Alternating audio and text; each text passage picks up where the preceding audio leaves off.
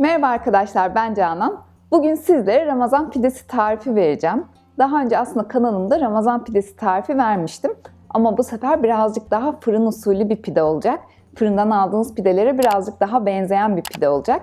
Birkaç tane püf noktası var. O püf noktalara uyarsanız gerçekten çok başarılı pideler elde edersiniz. Öncelikle kabımıza 2 su bardağı ekmeklik un koyuyoruz. Daha sonra üzerine 1 çay kaşığı tuz ekleyip karıştırıyorum.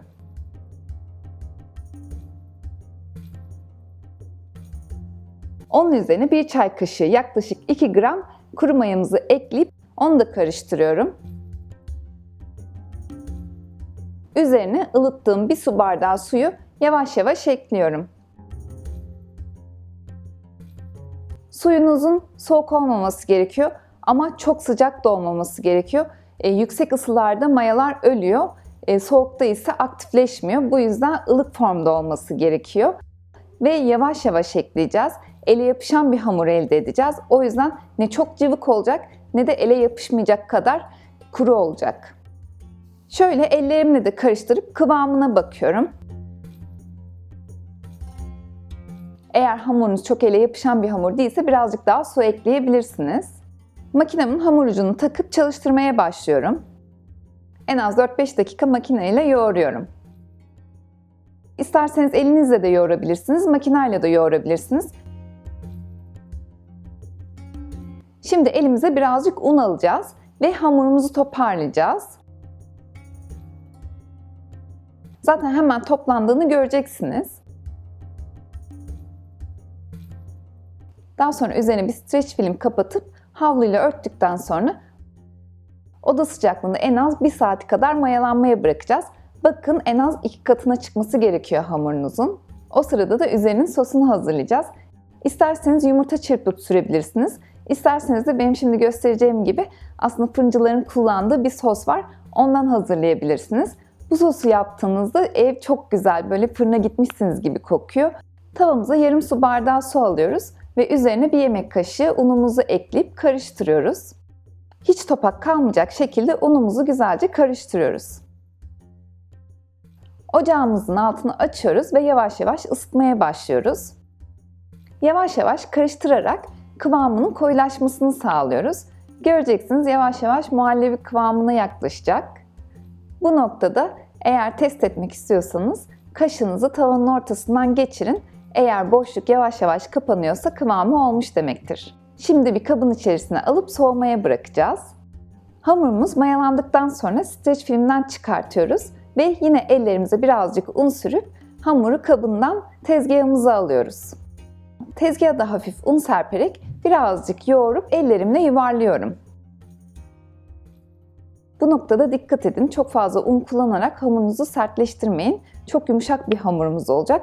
O yüzden çok fazla un kullanmıyoruz. Sadece elimize ve tezgaha hafif yapışmamasını sağlayacağız. Daha sonra üzerini bir streç filmle kapatıyorum ve yine dinlenmeye bırakıyorum. Streç filminizi hafif birazcık unlayabilirsiniz yapışmaması için.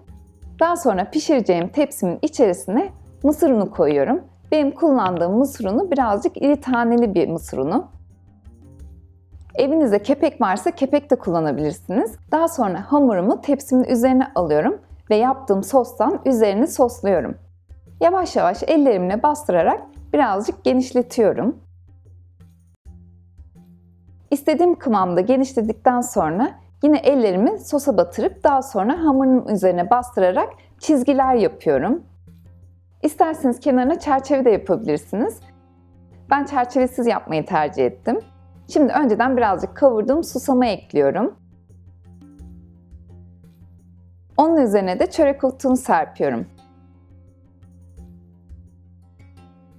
Şimdi yine üzerine hiçbir şey örtmeden yarım saat 45 dakika dinlenmeye bırakacağız hamurumuzu. Şimdi fırınımızı yakacağız. 220 dereceye ayarlıyoruz ve içerisine bir kabın içerisinde su koyuyoruz.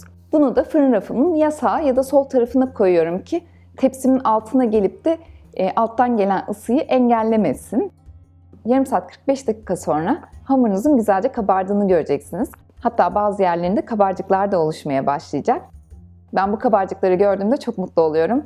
Çünkü pişerken çok güzel delikler oluşturuyorlar ve yüzeyinde de çok güzel çıtır yapılar oluşturuyor. Tepsimi fırınımın orta rafına koyuyorum ve pişmeye bırakıyorum. Güzelce her yeri kızarıncaya kadar pişiriyoruz. Ondan sonra zaten hazır olmuş oluyor. Birazcık dinlendireceğiz. Ondan sonra da kesip tadına bakacağız.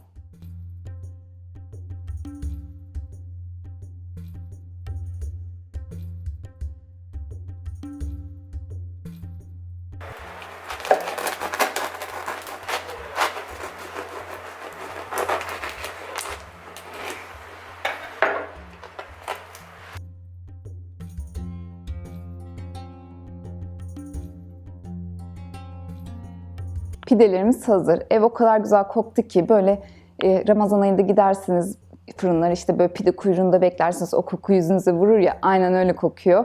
Böyle Türkiye'ye gitmiş gibi oldum. Çok da güzel gözüküyor. Şöyle göstereyim size. İçini göstermek için ikiye kesmiştim. O yüzden bu şekilde 2 parça. Oh, mis gibi, bayıldım. Çok güzel gözenekler oluştu. Çok zaten görüntüsü güzel gözüküyor.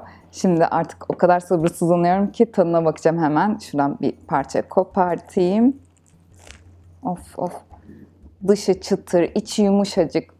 Oh, mis gibi.